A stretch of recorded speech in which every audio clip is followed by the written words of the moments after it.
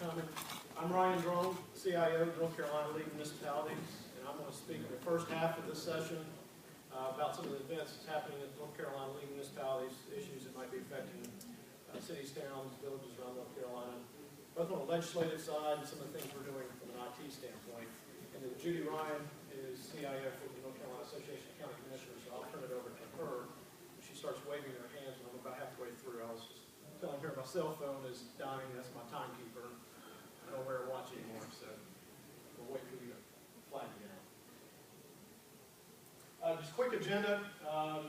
Talk about some of the legislative items that are happening. I'm assuming if you're in the room, you're wanting to hear about that. You're either have already tackled how to handle BYOD, BYOA. You're already in BDI, so all those folks over there behind the curve.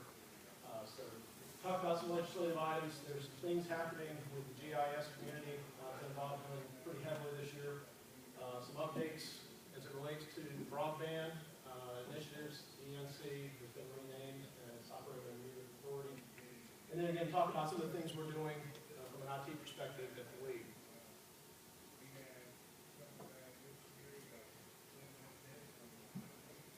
So to dive right in, I always include this slide for a lot of the information bills that the League tracks. We have a tool on our website, nclm.org, so you can go to this page.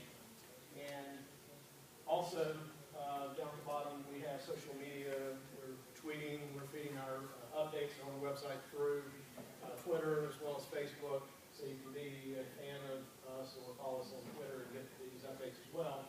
But we have a bill tracking system. It is a third-party application that we utilize that enables real-time tracking of bills. You can go to the website, find IT-specific legislation, finance, taxation, other issues. More importantly, you can select certain items on the page to contact your legislator. That's always an issue when call to action, either emails going to your city manager, or sometimes we post things to the listserv. Contact your legislator, make sure that they know that you are opposed to this. How do you know what your legislator is, what the contact information is? So we provide all that information through this tool.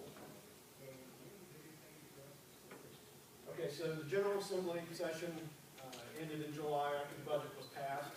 So all attention is now focused on the new biennium session that starts in January. It promises to be an active session, so right after the start of the new year, January 30, 2013, the new year session starts. To talk about where we're at and where we're going, you have to look back at some of the events that happened in 2011, 2012. And we're all presumably residents of North Carolina, working at least for local governments in North Carolina, and for at least from the municipal side, and also a little bit from the county side, need to be aware of some of the issues that's facing us with annexation laws. There were sweeping changes that were passed in 2011. Laws that had been on the books for a better part of 50 years were changed in 2011.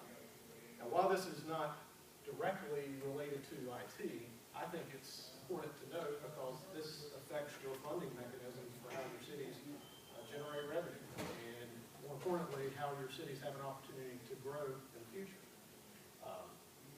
So some of the changes that happened in 2011 were that for proposed city-initiated annexations, these now require a referendum, a vote by the proposed residents in an annexation area, and a petition vote of over 50%, as long as a simple majority is met, essentially requires a referendum to have to occur. And for that, if I'll get to in a minute some of the procedures, but if that does occur, and an annexation is to proceed, the city, some part of these changes, you see that second bullet point, is to require no cost to the homeowner to run city services, water, sewer, pipes that were traditionally ran down the street, and it was the property owner's responsibility to get to the meter and pay for that. Now that is the city's responsibility. So you can, if you relate it to driveways, it's kind of like cities paving the road, the state paving the road, going now onto private property, paving the driveway. Now, that presents a ton of liability issues when you're starting to build infrastructure on someone's personal property. Some of examples we've talked about is just any issues related to anything that's damage to the home. You may plow over Fido's grave that has been buried in the front yard, and the city gets sued. So potential for lawsuits on this new environment is certainly escalated. So you see a lot of these measures were put in place where it will likely prohibit cities from wanting to pursue annexations in the future. Talk about the procedures. Again, these are some more hurdles the city would have to jump through that they were not required to do before. The referendums must occur on the date of a municipal election, and some cities, many of you only have municipal elections every 2 years, so you would be waiting for that next municipal election cycle to occur. So the timeliness of this will be affected. Some of the costs that were for advertising and notifying the public, the city borders now, that's fairly minor, but it's more hoops to have to jump through. And they have to be voted on individually. You can't do just several annexations and have those voted on at one time. So those procedures changed. If the referendum fails, the cities cannot proceed with a annexation for that area for at least 3 years. So you have to be careful when the city would want to be absolutely sure that it would pass likely, or you're not going to be able to revisit it for 3 years. More importantly, again, this is definitely a big focus for the league for some of the impacts that you'll see. Is this notion of de-annexation, and I'll talk a little bit about an example of some of these cities. So to talk about how far the law has changed is House Bill 5, now law, put in place first de-annexations in North Carolina with substantial reform. You can see those 9 cities there: Ashland, Fayetteville, Goldsboro, Kinston, Lexington, Marvin, Rocky Mount, Southport, and Wilmington. These are cities that follow the law. The law that's on the books goes through the process of initiating the annexation, goes through all the permitting process. In some cases, in Goldsboro's case, issues the debt because they are moving forward with the annexation. I think to the tune of roughly about $28 million. Starts laying the pipe, and lo and behold, the law changed, and they're stuck with dry pipe because they cannot proceed with this annexation. City residents of Goldsboro, their bills, their tax rates would be adjusted because the city still owns that debt. So these are some fairly drastic changes that were put in place. They challenged this. Sure. I'm sorry. You said that if an annexation failed, it would be 3 years before they could try again. This looks like it's 12 years, and that looks almost like it's like a penalty. Yeah, I know we're getting filmed here, so I'll be careful how I say it. But yeah, I mean, it's the 3 years is if you are proposing one of the new areas. These were city annexations that were already in progress. Is that retribution or say things quietly? But I think certainly that's the case. I mean, these cities were in progress of annexations. The law changed, and for these 9 cities, they cannot proceed for at least 12 years under that new law. Other bullet points about them challenging in the court process, but legislature changed the law so that it basically took that appeal out of the process. And before let me back up just a little bit before I switch gears. The notion and the reason I spend so much time talking about annexation is if you work for a city, town, or village in North Carolina, you should be concerned about making sure that there are strong cities in North Carolina.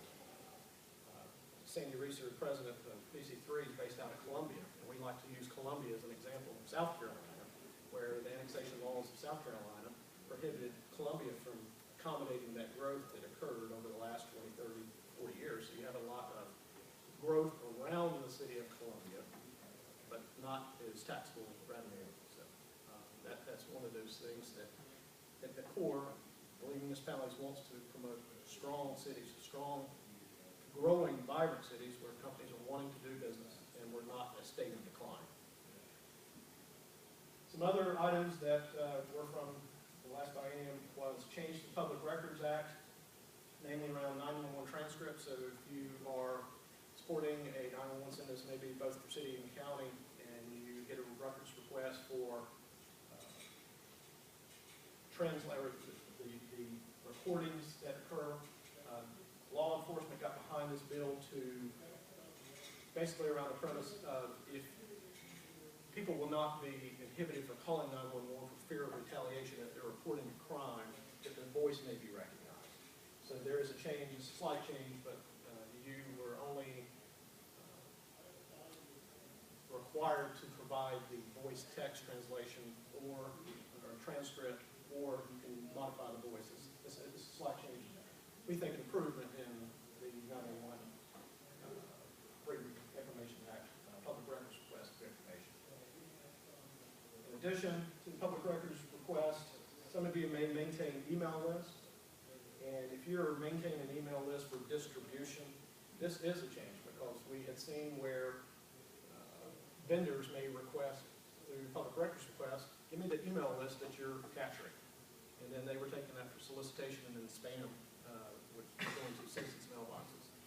So there is a change on this law where basically you have to still provide access to the list for viewing, for inspection. However, you're not required to actually produce the list so that they can take the list and then use it for their own purposes. Any questions on that? The final bullet point there is a disclaimer in that new law. Again, we think the law is good for protecting the email lists that are legitimate that cities may use. However, that last bullet point is to make sure that you are using it for legitimate purposes, for contacting emergency situations, etc. Here's another fracking slide. I like saying that joke. Everybody gets it. Natural gas extraction is hot in North Carolina, as you may be aware. So there was a major law change that now allows fracking, hydraulic, horizontal gas drilling, natural gas drilling to occur in North Carolina. As you can see, kind of what we're preparing for in the next sessions is a lot of movement around that as far as regulations, environmental concerns, etc. It is now legal to do, however, you cannot proceed with it because the regulations are not in place. So in 2013, we're going to have a new governor, obviously. So that will impact legislation no matter who wins the governorship. We think a lot of sessions are going to be dominated by environmental regulatory issues. I mentioned about the fracking, natural gas plus water, sewer issues, stream issues. Tax reform is going to be a big issue. Transportation and how that funding affects local government. So there's not a lot on the horizon from a municipal perspective that we see that's directly IT related. It's indirectly related to how it may impact your funding through either tax reform or transportation issues, costs that may be borne by the local government. I mentioned before, kind of go quickly through the next couple slides. ENC is authorized by the General Assembly to do broadband mapping, and you can utilize their services to determine where broadband services are available in your area. Just want to make sure everyone knows that ENC is now NC Broadband. If you go to NC Broadband, you can see their map viewer. That it's a really powerful tool that shows what broadband access is available in your jurisdiction. So that's just a screenshot. I think that was City of Asheville. So you can see what's available there. GICC, that's the Geographic Information Consortium Council. I serve on the GICC, and there's a new effort to do better collection, naming from the local governments on collecting metadata about GIS-related information that is fed to NC1 map. So metadata ad hoc committee has been formed.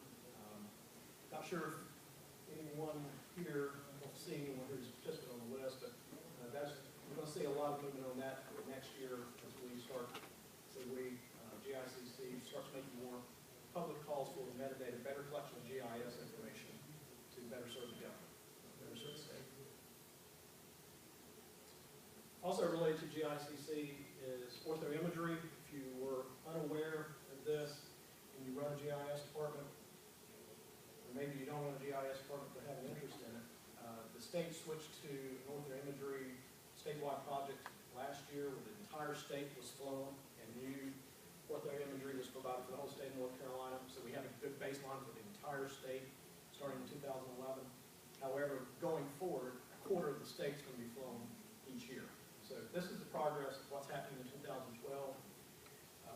several slides here about how this works. If you have any questions about this, I'm going to kind of go quickly, but please see me afterwards. I can give you some more information. But this relies on, if you're supporting a GIS department, of how they are providing and participating in the QC process of this ortho imagery going forward. So the voice system is a tool that CGIA is supplying to your GIS departments to do that QC analysis. They're logging in. It shouldn't require any special IT service, but I wanted to make you aware of that. We think it's certainly a good project to have good ortho imagery, up-to-date information, GIS-related information for any type of purpose. So this is just some status of how flyovers are occurring, what the QC progress is, and how that is underway. So the reviews are complete in green. The red areas is where the review is still underway. Here's some examples, just of kind of quality. The projector is absolutely not showing up well. These images are compressed, but with the new ortho imagery standard, the flyovers providing a lot more detailed data. And there's, I believe that's downtown Wilmington, where I-40 ends, College Road, that's UNC Wilmington. So going forward, there are other areas of the state are going to be flown. The QC process is going to occur. Once the review is complete, the data, as was done in 2011, will be distributed all the PSAPs around North Carolina. If you're used to supporting this, you know that data set is huge. It's in the tens of gigs, likely, depending on, you see Mike there from Randolph County, big geographic county, a lot of data. So that will need to be stored somewhere on your systems. And likely you did this in 2011. I want to make sure everyone's prepared, because that's going to be a repeated process, likely going forward, if you're in these counties that are affected as that timeline continues. So next up is the Eastern Piedmont Geographic Region. That's going to occur in 2013, and it will just move western throughout the state for the next couple of years.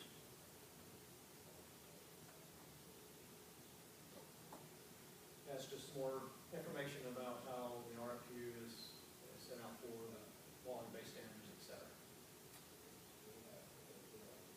This is a screenshot of NC One Map. This is where a lot of that information I talked about before with voice that the local governments are providing to the state for a statewide portal to have access to geographic information.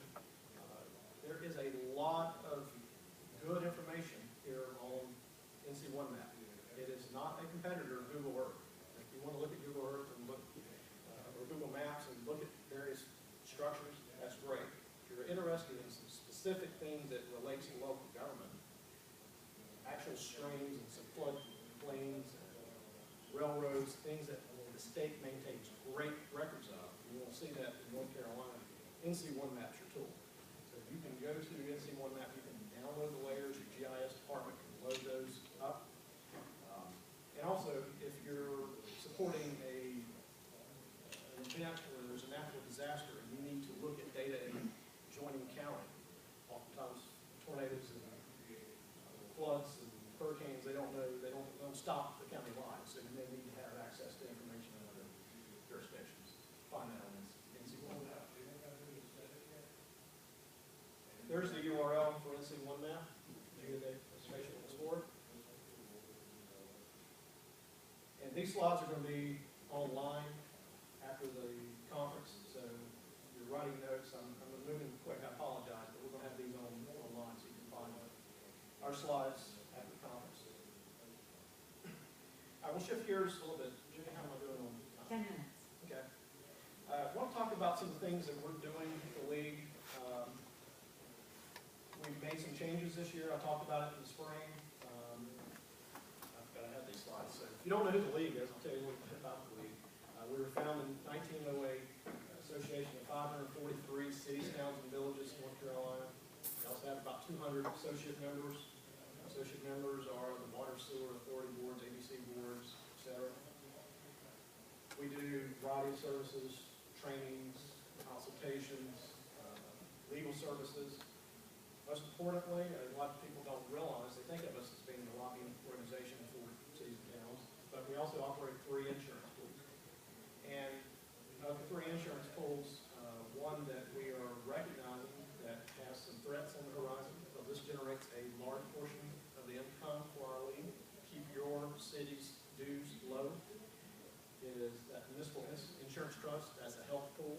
We operate a health insurance pool, workers' compensation pool, and a property liability pool. With national health care on the horizon, exchanges opening in 2014, that is something that we are seeing that many of our members, you may be looking at for health insurance, but not being insured through the VA, but going to the exchange. Some of the things your city managers and councils are going to be looking at, we already know that they're going to be looking at. Attractive option to save money. How this impacts the league is this generates quite a bit of money that would be lost income for us in premiums. So we're charting out and looking at some of the financial challenges we had. I showed this slide in the spring. And you can see that red line is expenses, blue line is revenue. This is for our general fund side of the business. It's not a total picture of the league. However, we need to correct this. And so we have taken some steps. And all departments, as we're all asked to do many times, how can we help solve financial issues?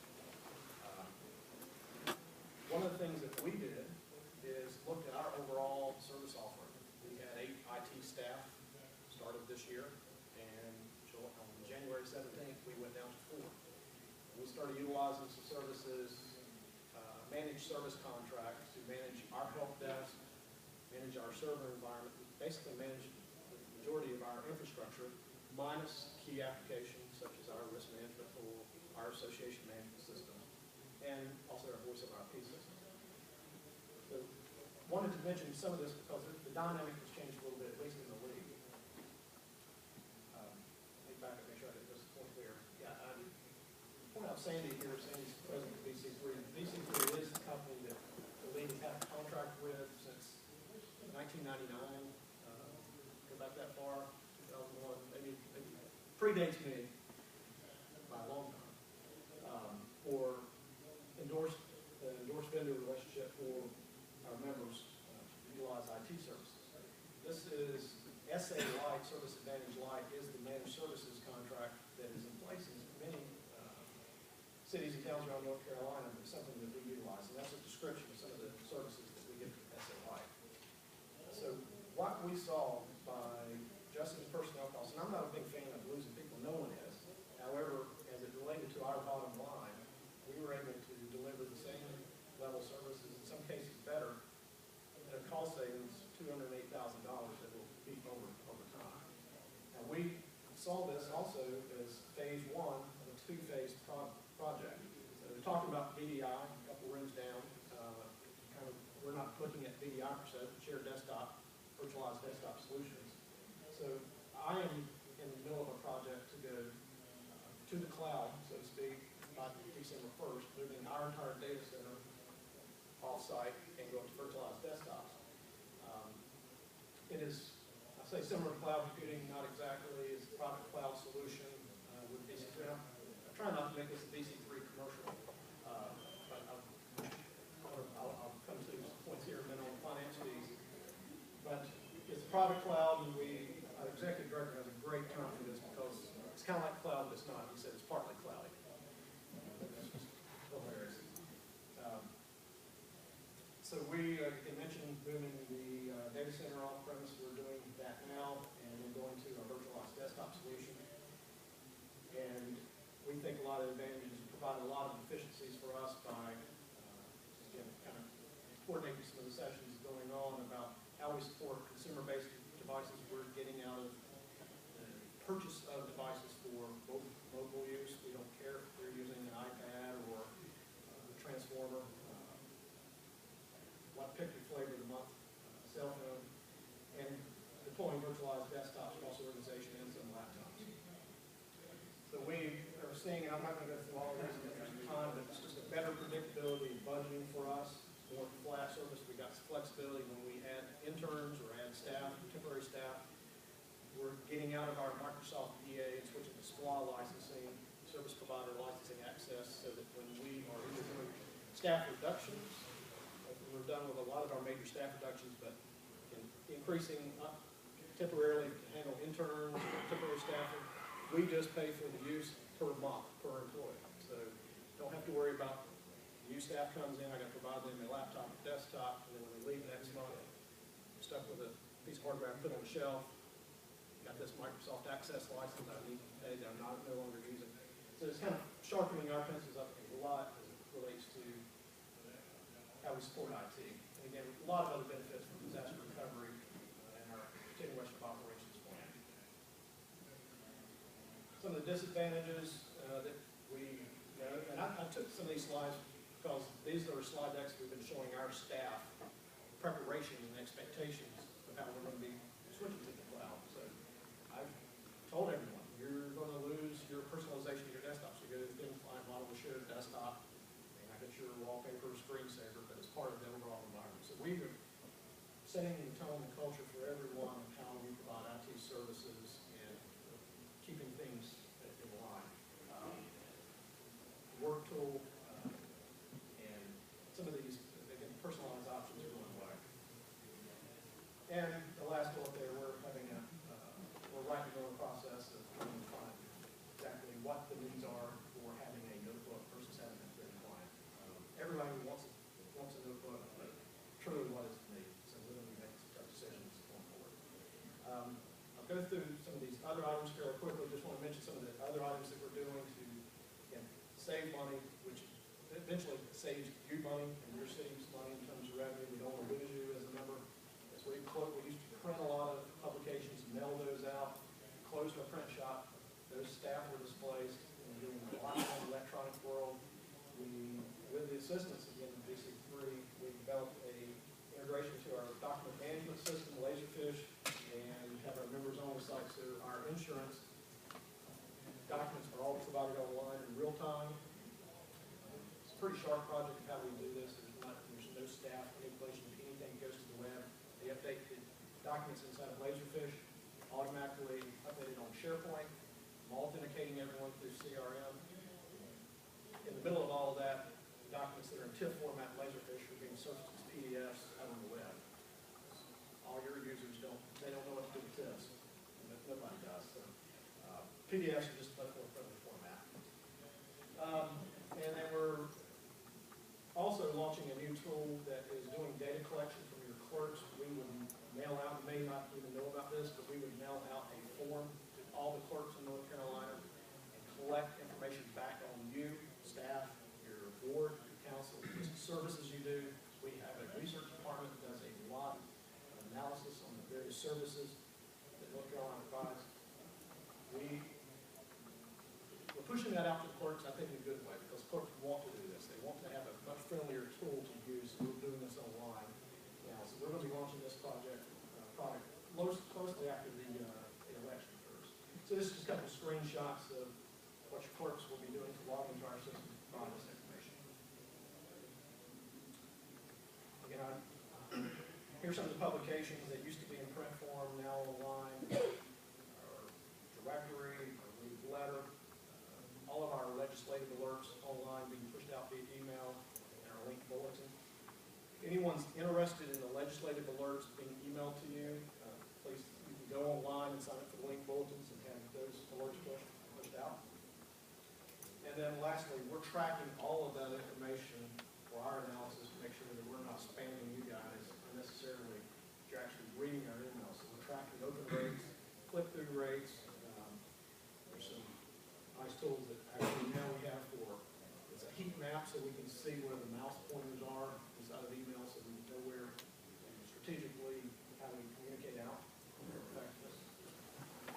Shannon mentioned this quickly, is the business luncheon, the CIO forum and executive summits coming up November 27th, 28th. I always include this slide. It's free for you to attend, so if you have the opportunity, you're in the area, in RTP or in the next Charlotte, that's about right around the time we'll be at NCLGISA next spring. It's a great event, 2 day event. It's free, give a lot of information, both from the public and private sector. And my information if you want to contact me afterwards. Any questions before I turn it over to Judy?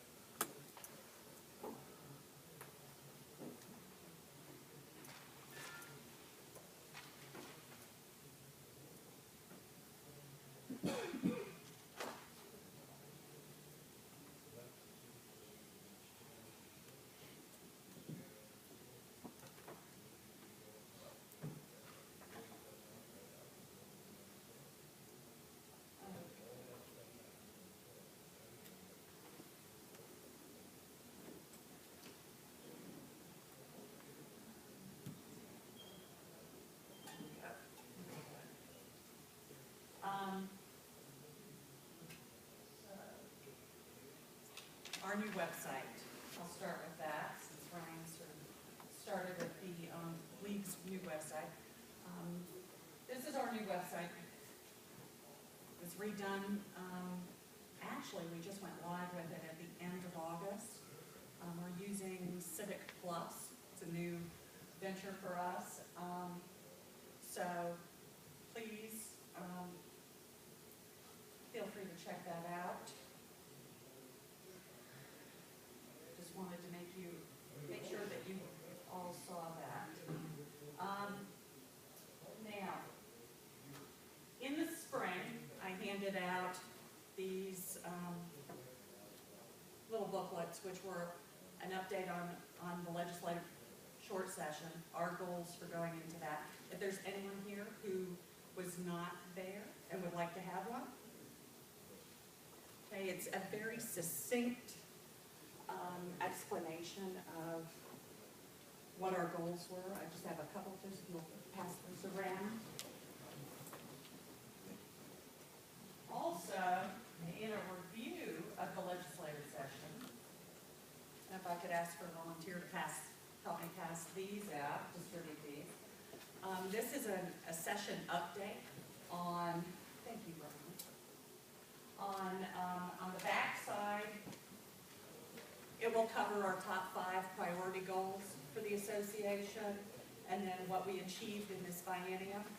On the front side, it goes into specific categories: state budget, human services flexibility, broadband tracking, contingency fee audits. So, and it'll detail. We feel that we've had a very successful legislative session. As always, you know, our goals are always to protect revenue sources for counties. I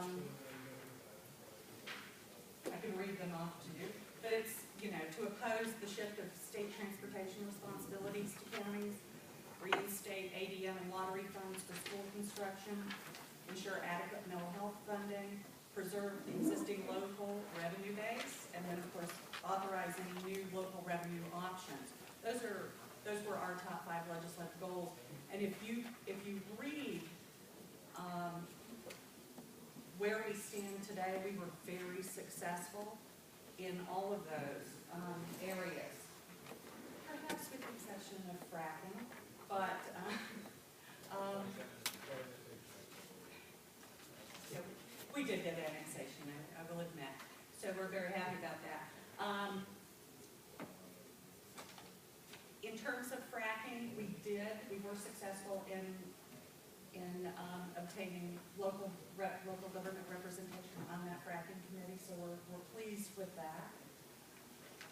Any questions? As you read over this, anytime if you feel like you have questions, please feel free to ask.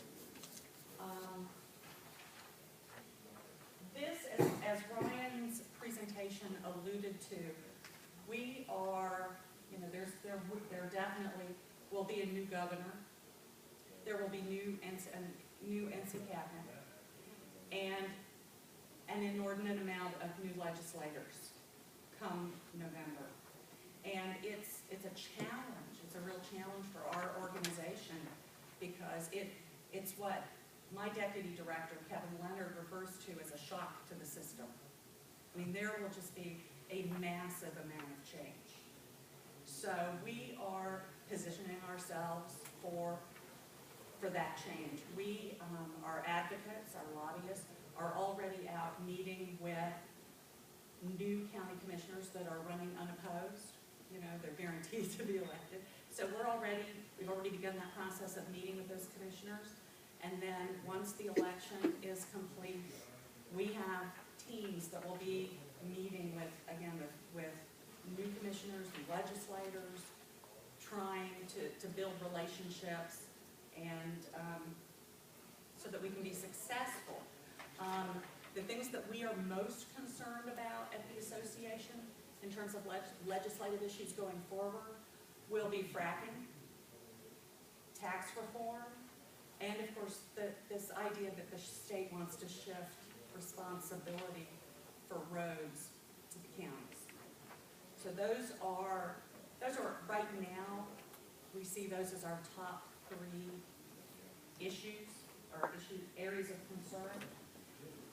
We recently, earlier this month, hired a new director of government relations. I have to make sure I have that title right. New director of governmental relations, who is Joanna Reese. And Joanna is the former deputy commissioner of DMV. And so I think she's going to be an excellent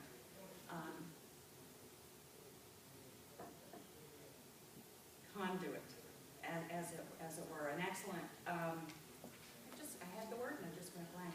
But anyway, excellent addition to our staff, especially with those issues related to DOT, DMV. We are currently in our legislative goals process, and I apologize for this, but it keeps. This is the first time that I have actually used the MacBook for a presentation. I'm not sure what is going on here, but we have, there it is. Every 2 years, we go through a legislative goals process. Commissioners from all across the state submit to us goals that they want us to work on with the legislature. And this is just the raw spreadsheet of goals. I've highlighted some of them in yellow that pertain in some fashion to IT. We have about 200 goals that have been submitted. They went through from July to September. They submit those goals. We then go through, categorize them by area. We have a number of steering committees: agriculture, intergovernmental relations, tax and finance, environment, public safety, steering committees. That then these goals, each goal is assigned to the steering committee. We create, from that spreadsheet, each steering committee gets this cute little book that breaks out, explains what's been submitted, and then they vote on that. Those steering committees are actually meeting this week to review these goals. They go through, they prioritize them, and sometimes we get conflicting goals. For example, House Bill 1779, which is the bill that provides for DMV to collect your automobile taxes, okay? It's in process, supposed to go into production next July, where the DMV would start collecting your automobile taxes. We have, if you look at this spreadsheet, which you can't really read, I do have a couple of copies if anybody is interested in that detail. We have counties who, want us to continue to support House Bill 1779, make sure that nothing comes along to derail that. There are a number of counties who believe, actually, the majority of counties believe that it's going to help them collect on those auto taxes. However, there are a couple of counties who just submitted goals asking us to repeal it. Do everything we can to repeal 1779. So, as you can see, there's a lot of conflict sometimes between counties. Counties, depending on what part of the state they're in, have unique interests. Any questions about the legislative goals process? I don't want to belabor that. I have a whole presentation, a set of slides on the legislative goals process. I've talked about it before a couple of years ago when I was here, and it can get a little dry. So I don't want to belabor that. We have a 2-day legislative goals conference in January where they are voted on, they're prioritized, the final ones are prioritized, and those are our marching orders as an organization. We live by those goals that come directly from your county commissioners. I'm not going to bother with that. A quick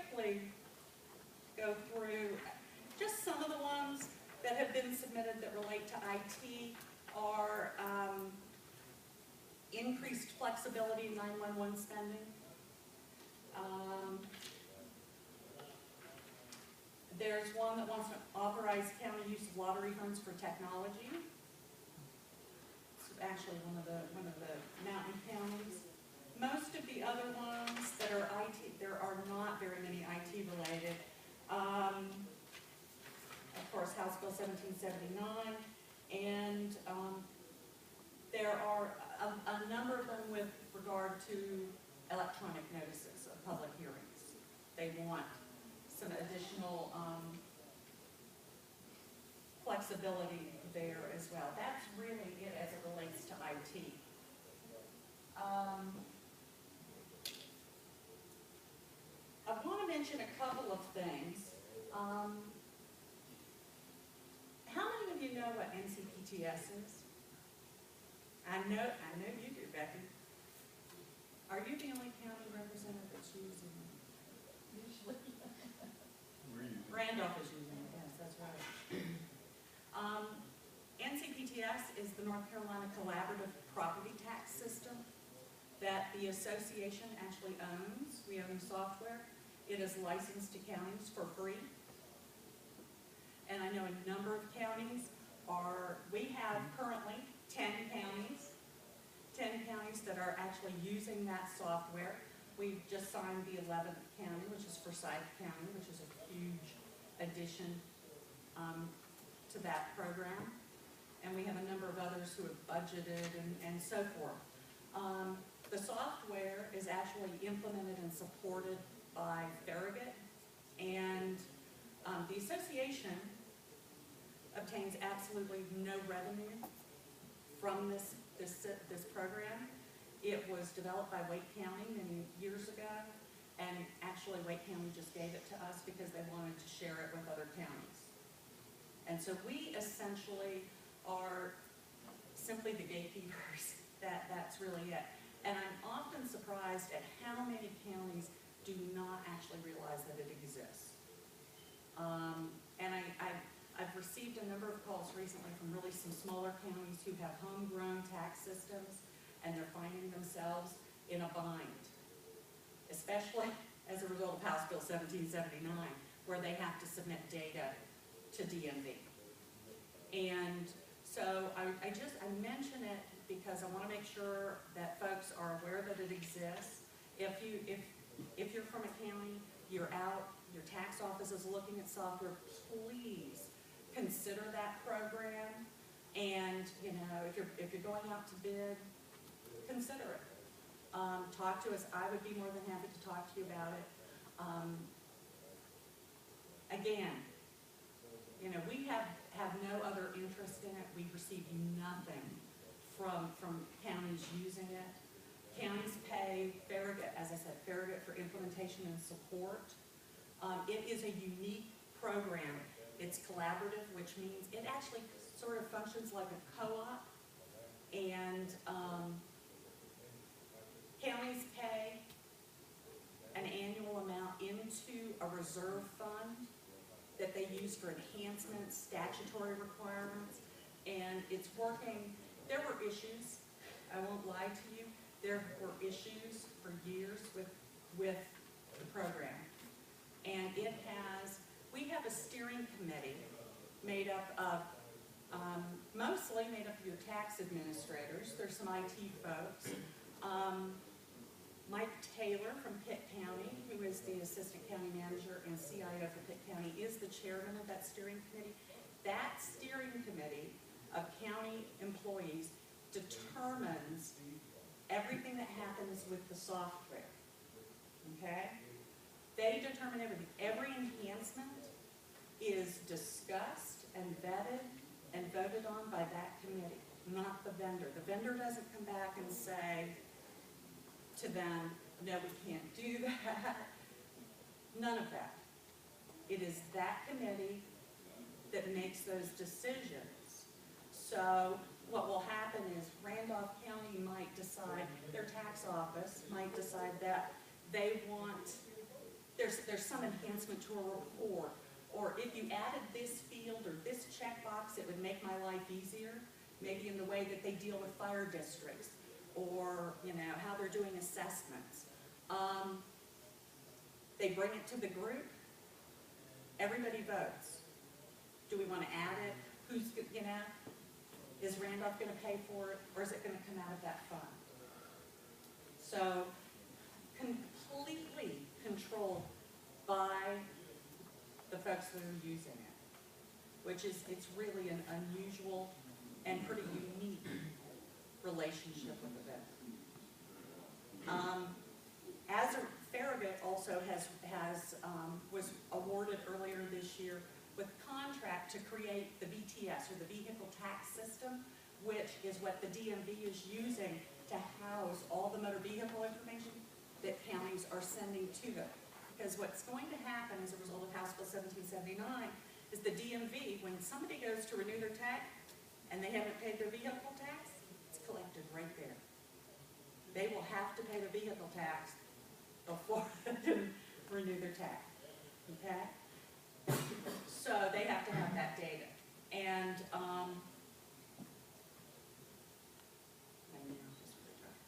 so anyway, and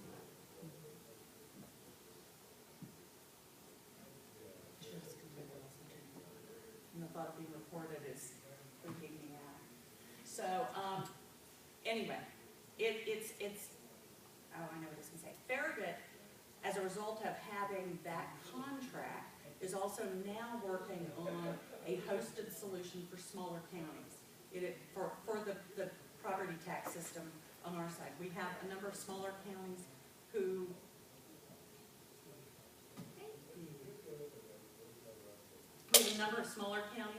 that just simply have no money. They can't buy any new system. And so we're looking at a hosted solution, scaled down, that will help them. So, any questions? I'm the association representative on the NCPTS steering committee, so any questions you have about that program, please feel free to call me. At our annual conference this year, in August, we have our annual conference every year in August. Ryan's getting ready to go to his conference starting this weekend. We have ours in August. A couple of things that I did this year with workshops. One of them was a workshop I did. I have to admit, it wasn't my idea originally. I can't take credit for it. The league did it first. Ryan's looking at me. It was a workshop called Speed Dating with State Agencies. And they came up with that format and that catchy little title. I just expanded on it. And what we did is inside the historic state capitol, in the Senate chamber, in the House chamber, I invited the North Carolina cabinet members to come and sit down and meet face-to-face with our county commissioners. And we did a speed dating format where a group of commissioners would meet with Dee Freeman from Diener, and then 15 minutes later we'd blow a little whistle and they'd move over and talk to Reuben Young from Public Safety, and so forth. And we moved around. Our commissioners were thrilled to death to have that opportunity to sit down face-to-face and talk to the cabinet members. It's something they rarely get to do.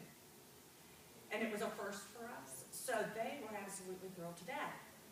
And so I was happy about that. And I was driving, and I was driving to work, because I commute about an hour every day to work. And so I was thinking, what's the next step? How can I expand on this? And I've talked to a couple of the state agency CIOs. It became apparent, very clear to me, that county IT directors, and, well, most local government IT directors do not have direct contact with state agency CIOs. And I thought, maybe I could put something together.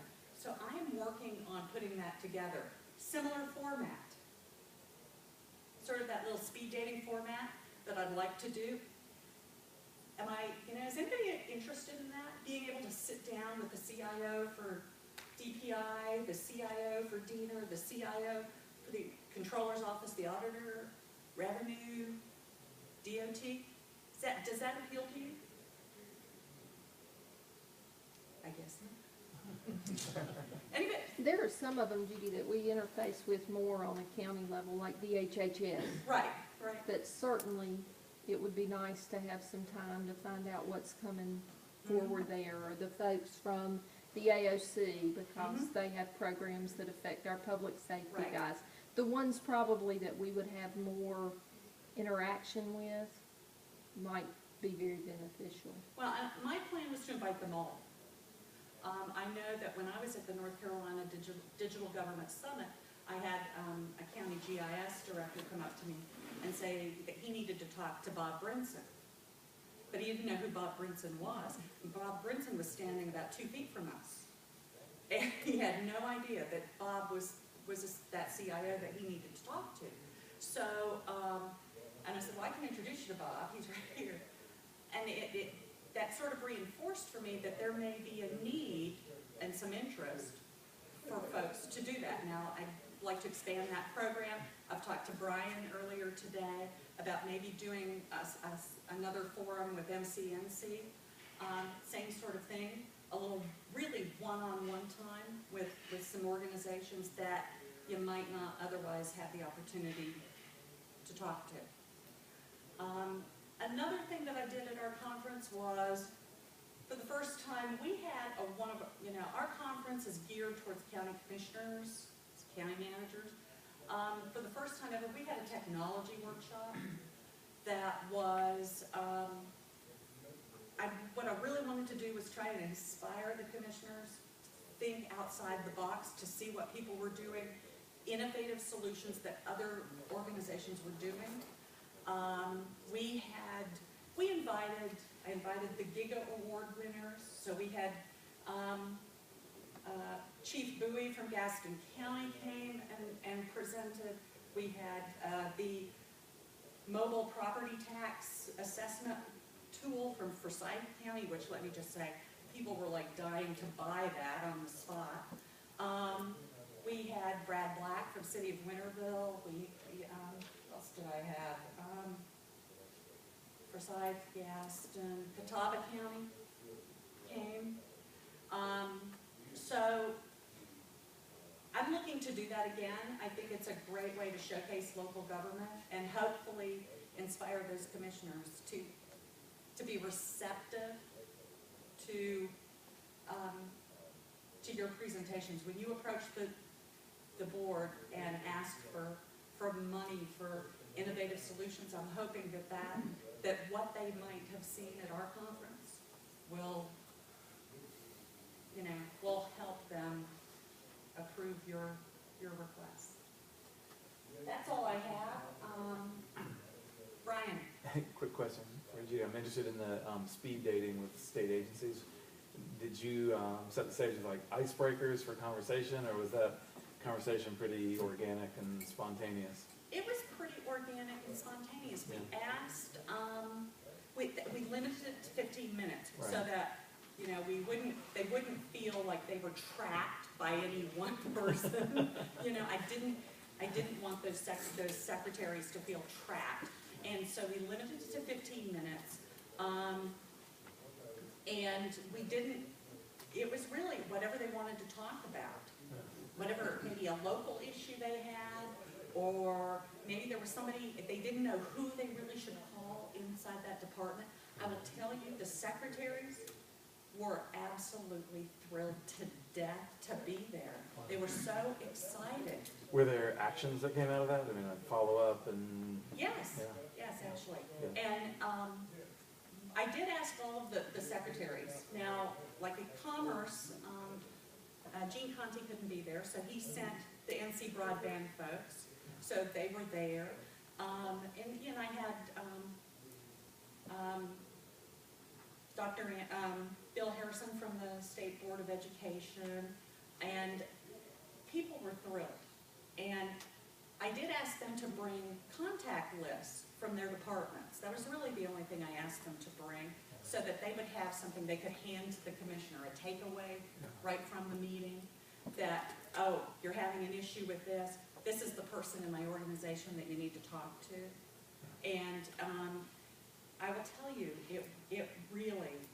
I think having it at the historic state capitol was also a really, you know, unique venue for that. Sure.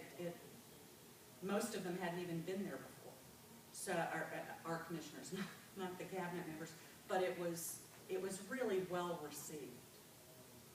So they were just absolutely thrilled with that opportunity. When we did it, because our conference was in Raleigh, and it's the first time our conference has been in Raleigh for 20 years. So it was prime opportunity for us to do that. But anyway, something anything that I can do to help you, please feel free to call. Any questions?